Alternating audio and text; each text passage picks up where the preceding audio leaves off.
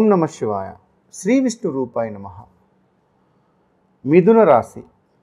ఈ మిథున రాశి వారు వాళ్ళ నిత్య జీవితంలో అప్పులు ఏమైతే ఉన్నాయో ఈ మిథున రాశి వారు ఏ పరిహారం చేస్తే వాళ్ళకుండే అప్పులన్నీ తీరిపోతాయో మనం ఈ వీడియోలో తెలుసుకుందాం. మిథునము అనగా కలయిక. అంటే డేట్ ఆఫ్ బర్త్ ప్రకారం చూసినా వచ్చే మిథున రాశి కావచ్చు, అలాగే వాళ్ళ పేరు బలాన్ని బట్టి చూసినా వచ్చే మిథున రాశి కావచ్చు, ఎలాగైనా కావచ్చు. మిథున రాశి వర్తించేవాళ్ళు నేను చెప్పే ఈ చిన్నపాటి పరిహారం మీరు చేస్తే మీ నిత్య జీవితంలో తెలుసో తెలియకో ఎవరికన్నా నమ్మి మనం డబ్బులు నడి మధ్యన ఉండి తెచ్చి ఇచ్చి మనం ఏదైనా అప్పులు బారిన పడి మనం సతమతమైపోతూ ఉంటే మనకున్న అప్పులన్నీ తీరిపోవాలి అని అంటే నేను చెప్పే ఈ చిన్నపాటి రెమెడీ మీరు చేస్తే ఈ మిథున రాశి వారికి 100% వాళ్ళకున్న అప్పులన్నీ తీరిపోతాయి. అయితే ఈ మిథున రాశిలో ఉన్నవారు ఆడవారు కావచ్చు, మగవారు కావచ్చు, ఎవరైనా కావచ్చు, పెళ్ళి అయిన వాళ్ళు కావచ్చు, పెళ్ళి కాని వాళ్ళు కావచ్చు, ఎవరైనా మిథున రాశి వర్తించే వాళ్ళు ఈ పరిహారం చేయొచ్చు. అదేం చేయాలి అనంటే ఈ పరిహారం చేయాలి అనంటే ముఖ్యంగా మిథున రాశి వారు మంగళవారం రోజు చేస్తే మంచిది. మనం ఏం చేయాలయ్యా అని అంటే మీరు ముందుగా ఏర్పాటు చేసుకోవలసినది ఒక చిన్నపాటి మూకుడు, మన 2 అరిచేతులంతా ఉండే ఒక మూకుడు తెచ్చుకోవాలి. మూకుడు, అందులో మనం ఫస్ట్ మూకుడు కింద పెట్టవలసినది 9 పసుపు కొమ్ములు.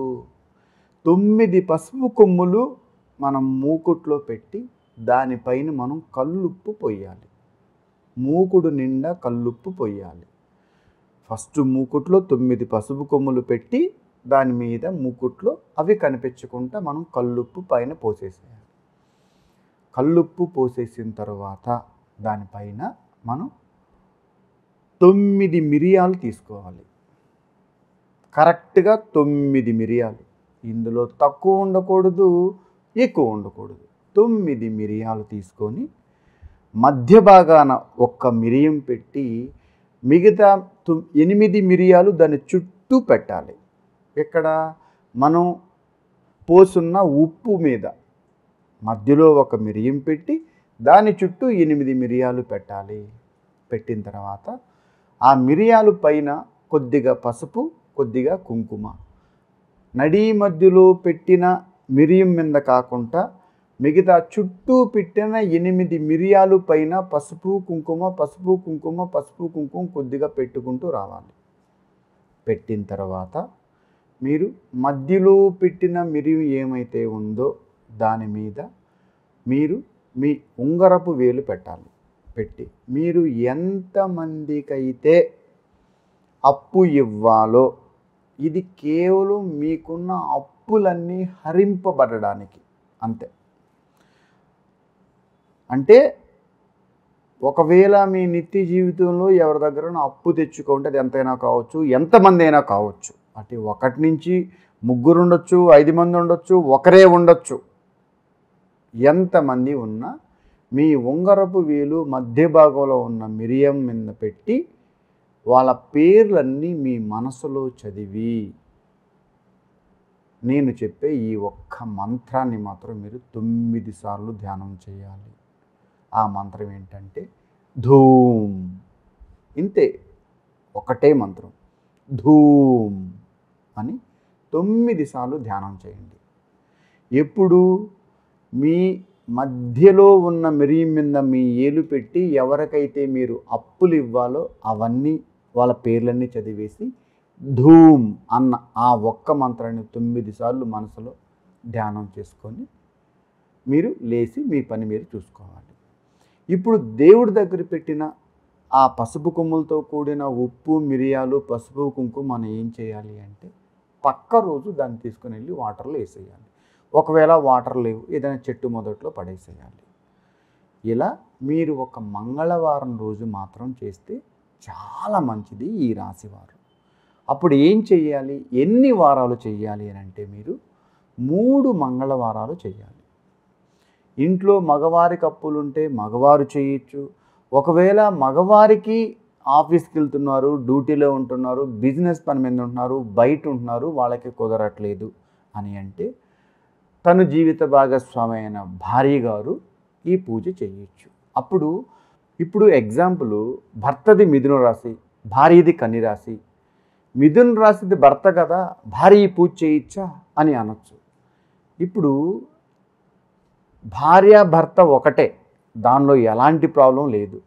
కనుక మీ భర్త గారిది మిథున రాశి అయినప్పుడు భార్య గారు ఆ పూజ చేసినా తప్పులేదు.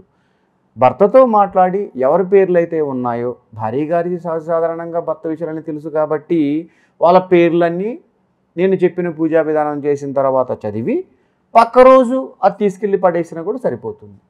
ఒకవేళ పిల్లలకి ఏదైనా అప్పులు ఉన్నాయి, అవి తల్లి గారికి తెలుసు, వాళ్ళు కొంచెం బిజీగా ఉన్నారు, ఇంతపాటి పూజా కార్యక్రమం చేయాలంటే మనకి ఎట్లా ఏదైనా ఒక హాఫ్ అన్ అవర్ టైం పడుతుంది, వాళ్ళకి అంత టైం లేదు అని అనుకున్నప్పుడు వాళ్ళ తల్లిగారు కూడా ఈ పూజ చేయొచ్చు. అలాగే మీరు ఈ రాశి ఫలాన్ని బట్టి ఆడవారు కానీ మగవారు కానీ ఎవరైనా కానీ, పెళ్ళి అయిన వాళ్ళు కానీ పెళ్ళి కాని వారు కానీ ఎవరైనా నేను చెప్పే ఈ చిన్నపాటి రెమెడీ మీరు 3 మంగళవారాలు ఫాలో చేస్తే 100% మీకున్న అప్పులన్నీ హరింపబడతాయి. ఈ యొక్క మంత్రపఠనం మీరు 9 సార్లు ధ్యానం చేసి 3 మంగళవారాలు ఈ పరిహారం మీరు చేస్తే మీ జీవితంలో ఎలాంటి సమస్య, ఎలాంటి అప్పు మీకు ఉండదు. మీ జీవితం అంతా ఈ అప్పులన్నీ క్లియర్ అయిపోయి మీ జీవితం సుఖమయంగా సంతోషంగా ఉంటుంది. ఈ చిన్నపాటి రెమెడీ ఈ రాశి వారు చేసి మీ జీవితం మహా అద్భుతంగా ఉండేలాగా మీరు ఆలోచించండి. అలాగే ఎవరికైనా మన బంధుత్వం, మన బంధం, మన స్నేహం 4 రోజులు చల్లగా చక్కగా ఉండాలి అని అంటే మీరు అప్పు ఇవ్వద్దు, అప్పు తీసుకోను వద్దు. ఎవరి జీవితమైనా బాగుండాలి అని అంటే అప్పు అనే దానిలో చాలా జాగ్రత్తగా ఉండాలి. ఇది గుర్తుపెట్టుకోండి. ఒకవేళ ఎగ్జాంపుల్ మిమ్మల్ని ఎవరన్నా ఒకరు అప్పు అడిగారు, అరే వాళ్ళకి ఇవ్వకపోతే ఏమైనా బాధపడతారేమో, వాళ్ళకి ఇవ్వకపోతే చాలా తెలుస్తున్నాడు కదా, ఏమనుకుంటారో ఏంటో. మీ దగ్గర ఉంటే ఇవ్వండి. వాడు నిజంగా జెన్యూన్ పర్సన్, మీకు ఎన్నో చేసాడు, వాళ్ళకి మనం చెయ్యాలి, మన కోసం చేసేవాళ్ళకి మనం ఏమైనా చేయాలి. అప్పు కాదు, ప్రాణమైనా ఇవ్వాలి.